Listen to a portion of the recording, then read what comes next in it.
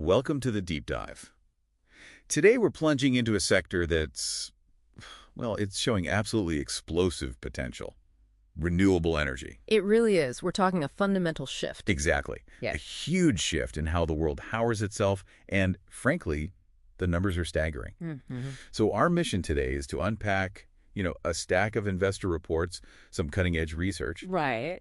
and answer two key questions for you. First, is renewable energy actually an attractive long-term investment, say, for the next 3 to 5 years? And the second big one. And second, yeah, if it is, are we looking at good entry points, like right now? Or should you maybe wait a bit? Patience versus opportunity. Precisely. All right, let's dig into these numbers because they're pretty astounding. Okay. We're seeing forecasts, compound annual growth rate, CAGR, anywhere from like 12.9% up to maybe 17% through 2034. That's a huge range, but both ends are impressive. Right, and what does that mean? It means a potential market size may be hitting $4.4 trillion. Trillion. That's monumental. And what's really fascinating, picking up on that, is how the International Energy Agency, the IEA, kind of backs this up. Oh, yeah. What are they saying? Well, they project, get this, a nearly 90% increase in global renewable electricity production by 2030, compared to just last year. 90% increase. Wow. And it's expected to make up over 90% of all new power capacity added globally. So basically, almost all new power is renewable. That's the projection. It just shows the sheer scale of this transformation. It really does. And the drivers, they seem pretty clear, right? Global climate goals, ESG stuff, pushing demand. Definitely. Plus rapid tech advancements. Think about those record low solar component prices we've seen. Yeah, solar's gotten so much cheaper. And then government policies like the U.S. Inflation Reduction Act, the IRA. Huge impact there. And you can't forget the surge in demand from, well, things like AI and data centers. That's a big one. Which of those do you think the market maybe isn't fully appreciating yet? That's a good question. I'd probably say the AI and data center demand. Really? You think it's underestimated? I think consistently, yeah. It's creating this huge new baseline energy need. And honestly, only renewables can realistically scale that fast. That makes sense. Yeah. So beyond the drivers, Mm-hmm. what specific innovations are standing out right now? Well, solar is still king for new capacity, like 81% of new renewable capacity this year alone. Still dominant. Very. But then there's energy storage. It's becoming absolutely critical, turning intermittent sun and wind into reliable power. That's great stability, right? Exactly. And green hydrogen, too. It's maybe quieter, but it offers a path for heavy industry, the hard-to-decarbonize sectors. Okay, so we have this incredible big picture, massive growth, key tech. Mm-hmm. But what does it mean for, your portfolio? Right. Especially since the sector has faced headwinds, right? Yeah. Higher interest rates hit it pretty hard, led to a price correction. Absolutely. Yeah. And that correction, that could be the opportunity for long-term folks. But maybe a good time to look. It could be. If we connect this to market cycles, yeah, potential entry points were created. For broad exposure, you've got the big one. iShares Global Clean Energy ETF. That's ICLN. ICLN, okay. How's it looking?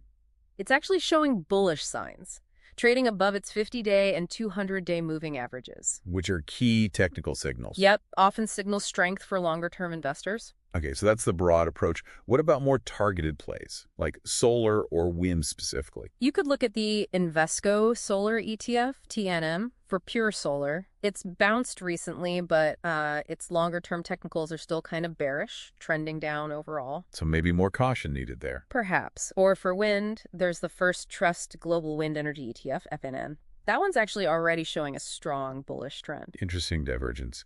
And beyond ETFs, any specific companies catching your eye? Definitely a few interesting ones. First, solar, FSLR. They're a U.S. leader, unique thin film tech. Right, less silicon dependence. Exactly. Less vulnerable to some supply chain issues. Plus, they benefit directly from IRA incentives. Strong financials, too. Okay, who else? Vestas Wind Systems, VWSCO. Global leader in wind turbines. Huge order backlog, almost $70 billion. And they just got back to profitability. That's a positive sign. Big turnaround, yeah. Then there's Albemarle, ALB. Biggest lithium producer. Lithium's crucial for batteries, obviously. So cyclical, right? Very cyclical, but could be a deep value play if or when the lithium market recovers. Bit of a bet there. Gotcha. Any others? GE Vernova, GEV. Newly independent energy giant, spun off from GE, started debt-free, strong positive trend, leverages existing grid expertise. Seems like a solid, maybe more stable play. Potentially.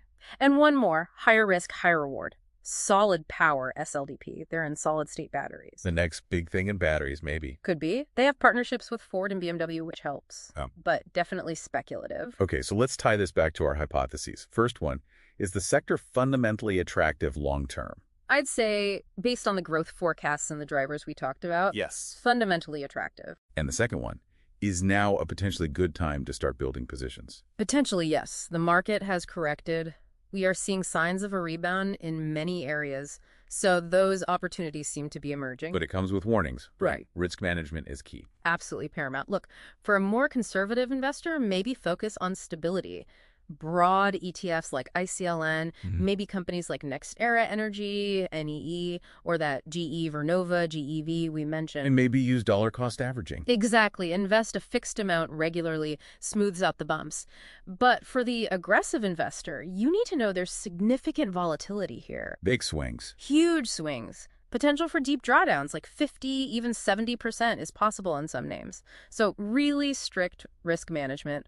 Only invest what you can truly afford to lose. Focus on those higher growth, maybe pure play companies if that's your style. And diversification is crucial for everyone, isn't it? Oh, absolutely. Don't put all your eggs in one basket. Diversify across technologies, solar, wind, storage, others, across geographies, US, Europe, Asia, and across risk profiles too. Stable utilities versus high growth tech. Right. It helps manage all sorts of risks, geopolitical, market specific, you name it. Okay, so remember everyone, this deep dive is really about giving you the insights to navigate this transforming landscape. It's not just a trend. No, it feels like a truly foundational shift. Definitely. And here's something for you to think about after this. As we shift to clean energy, how might that increasing demand from things like AI and data centers fundamentally reshape the whole scale and type of renewables we need? Making today's growth plays potentially even more essential down the line. Exactly. Something to mull over. Great thought. And just our usual reminder, this information is for your understanding, your exploration. It is absolutely not financial advice. Please, always consult with a qualified professional before making any investment decisions.